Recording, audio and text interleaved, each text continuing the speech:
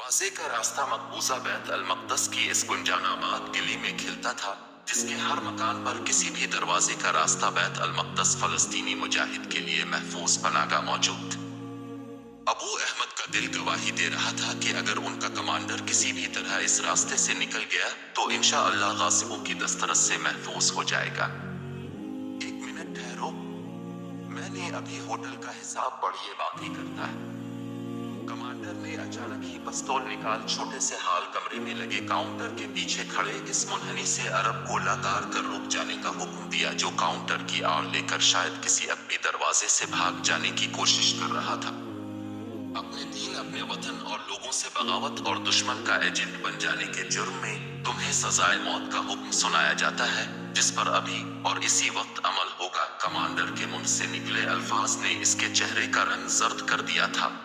अबू अहमद, तुम उसने मदद के लिए अबू अहमद को पुकारा। चुप करो गद्दार, काश हमें कुछ मोहलत मिल जाती और हम तुम्हारे जिस्म की एक बूटी नोच कर उसे सहराई लोहे की खुराक बना सकते। काश तुम्हें अज़ियतनाक मौत दी जा सकती। अबू अहमद ने दांत पीसते हुए कहा, देखो, तुम लोग बच नहीं सकोगे। अगर तुमने मुझे मार दिया तो तुम सबको अभी इसकी बात नामुकम्मल ही थी, जब कमांडर की पिस्तौल ने एक के बाद दीगरे दो शोले अगले और गद्दार अपने नापाक वजूद के साथ काउंटर पर ऊंधा गिर पड़ा।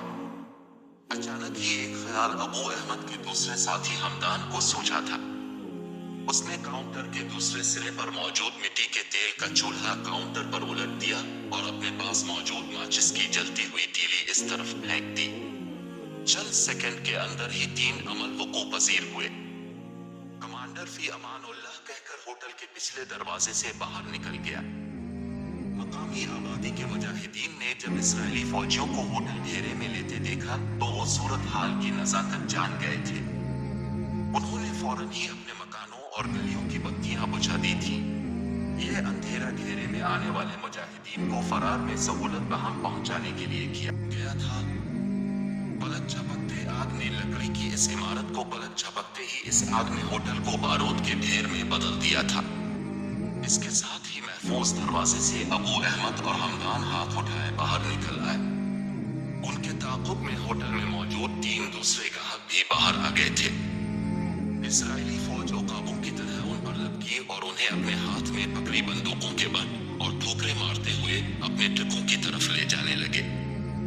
आग इतनी तेजी से फैली थी कि उन लोगों के लिए अंदर मौजूद अपने दाऊद को बचाने का कोई रास्ता बाकी नहीं बचा था।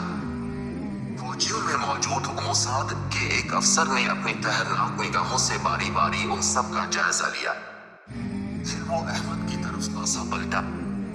अंदर कितने लोग मौजूद हैं मुझे कुछ इल्म नहीं। हम तो हाथ उठाए बाहर आने की तैयारियां कर रहे थे जब अचानक आग भड़क उठी। उसने बड़ी मासूमियत से जवाब दिया, तुम झूठ बोलते हो। उसने इतनी जोर से थप्पड़ अबू अहमद के कान पर मारा था कि उसे कान का पर्दा फटता महसूस हुआ।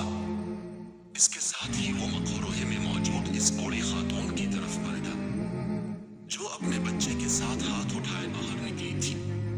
उसने बूढ़ी लेकिन जवान, अज़ाइम रखने वाली मुसलमान औरत से यही सवाल दरियाफ्त किया, मुझे इल्म नहीं, मैं तो अपने बेटे के साथ दूसरे कोने में बैठी खाना खा रही थी जब अचानक आग भड़क उठी। हम तो अब लोगों के ललकारने पर हाथ खड़े करके दरवाजे की तरफ आ रहे थे। हमें तो ये भी मालूम नहीं हो सका कि आग कब और कैसे गई। मोहतरमा खातून ने बड़े पर अज़्म लहजे में जवाब दिया, मोसाद के कैप्टन की आंखों में खून उतर आया। उसने अपनी टांग पूरी कुव्वत से बूढ़ी औरत के पेट में मारी। वो कराहती हुई उलटकर दूसरी तरफ जा गिरी। बूढ़ी औरत के नौजवान बेटे ने एक लम्हे के लिए अपनी माँ की तरफ देखा, फिर अपना मुंह दूसरी तरफ फेर लिया।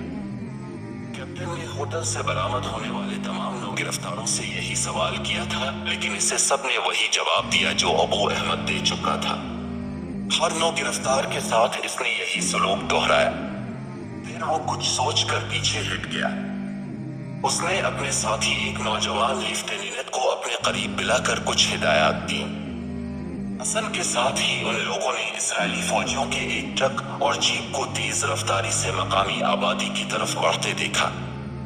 ابو احمد سمجھ گیا تھا کہ یہ لوگ کمانڈر کی گرفتاری کے لیے گئے ہیں، لیکن وہ مطمئن تھا۔ اس کا دل گواہی دے رہا تھا کہ اب تک ان کا کمانڈر محفوظ ہاتھوں میں پہنچ گیا ہوگا، اور یہی ہوا۔ اس بات کا علم انہیں تل ابیب جانے کے بعد ہوا کہ اسرائیلی فوجیوں کو وہاں سے کچھ ہاتھ نہیں لگا تھا۔ ان سب کو وحشیوں کی طرح مارتے پیٹتے اسرائیلی اپنے ٹرکوں تک لائے اور نیم بے ہوش نو گرفتاروں کو ایک ٹرک میں پھینک کر اپنے ایکودے کی طرف لے گئے۔ یہاں 3 روز تک جن اذیت ناک تفتیشی مراحل سے انہیں گزرنا پڑا، وہ ابو احمد کی زندگی کا بڑا بھیانک اور کبھی نہ بھولنے والا حادثہ تھا۔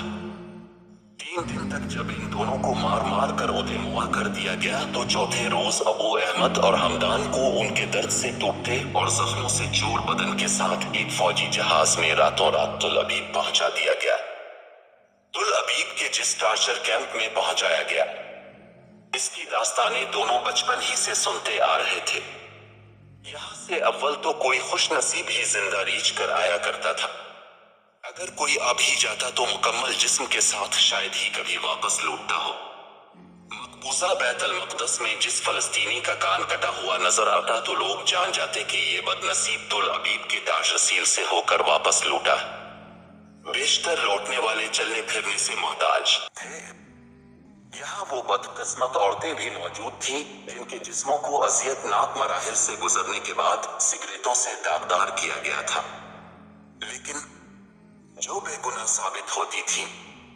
ان کا اگر کوئی گناہ تھا تو صرف اتنا کہ وہ فلسطینی ہیں اور ان کا تعلق ایک ایسی بدبخت قوم سے ہے جو 50 سال ظلم و ستم کی چکی میں پسنے کے بعد بھی اپنا حق مانگ رہی تھی، جبکہ اصول نہ انہیں اب تک اپنے حق آزادی سے دستبردار ہو کر بے غیرتوں جیسی زندگی جینا چاہیے تھا۔